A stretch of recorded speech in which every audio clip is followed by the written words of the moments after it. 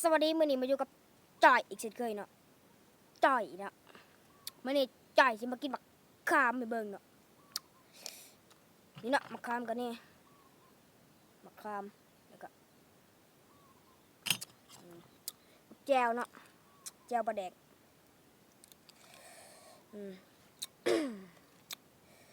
แจ่วปลาแดกเนาะมะขามกินสมมากินให้เบิ่งเลยเนาะก่อนอื่นเอามะขามก่อนเนาะมะขามก่อนคุยเนาะคุยบัดนี้อ่าอืมอืม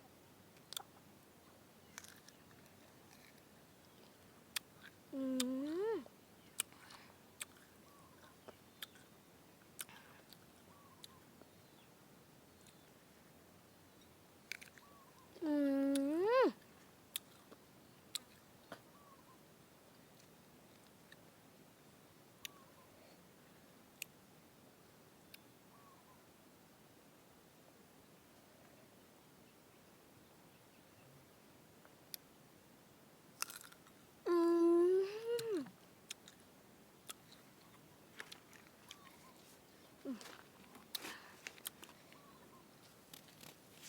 เสียบจัด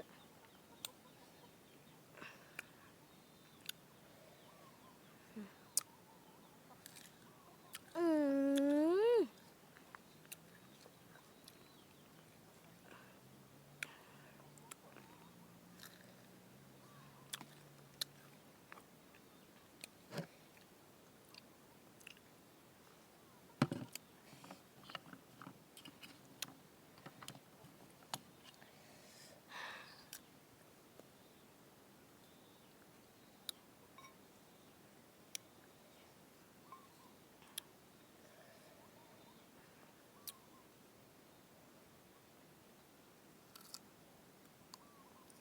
อืม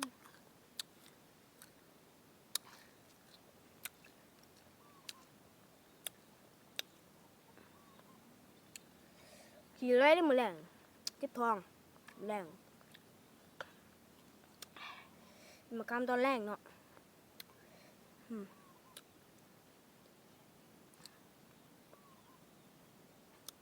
กัดคำยังไงเลยอืม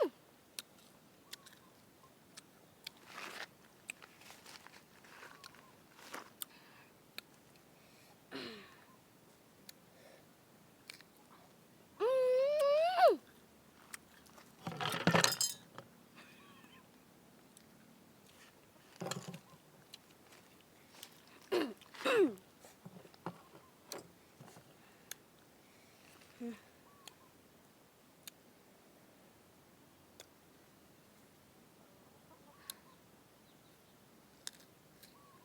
อื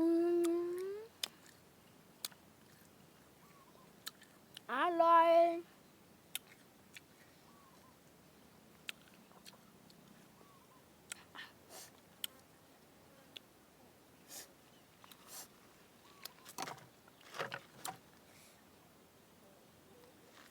คำสุดท้าย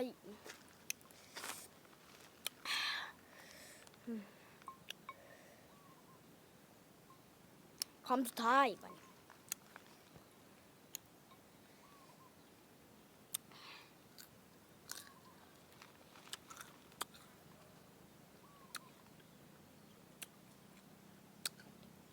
เจ้าปลาแดก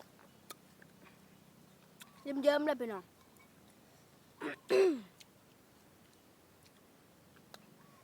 คุยขึ้นมาเต็มเหนือเต็มที่คุยมาจะไปรออะไรเจ้าไล่คุยเลยเนาะ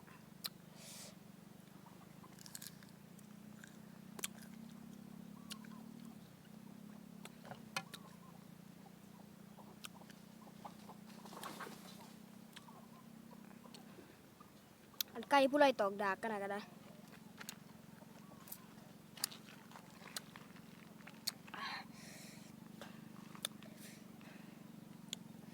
แสบไปเลยพี่น้อง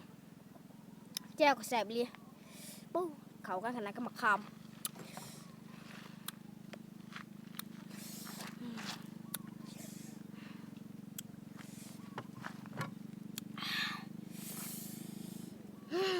เข้ามาเบิ่งก็อย่าลืมกดติดตามกดกระดิ่งให้เด้อกดไลค์ก่อนไปสิก็จบคลิปไปเพียงเท่านี้เนาะถ้าชอบก็อย่าลืมกดไลค์กดติดตามกดแชร์